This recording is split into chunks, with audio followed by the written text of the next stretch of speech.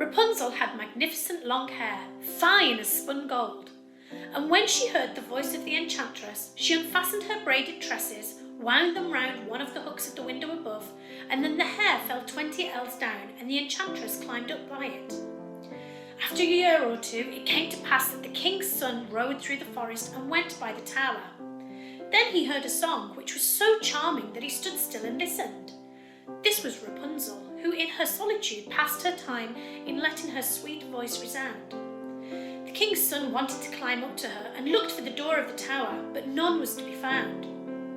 He rode home, but the singing had so deeply touched his heart that every day he went out into the forest and listened to it.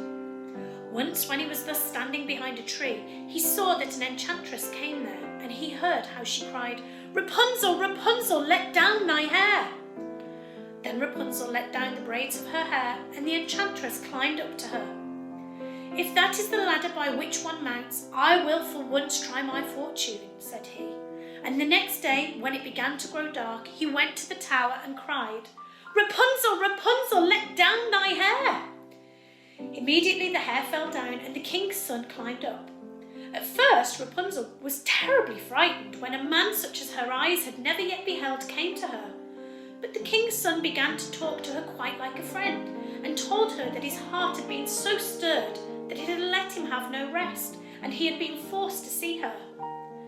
Then Rapunzel lost her fear, and when he asked if she would take him for a husband, and she saw that he was young and handsome, she thought, "He will love me more than old Dame Gothel does," and she said yes and laid her hand in his.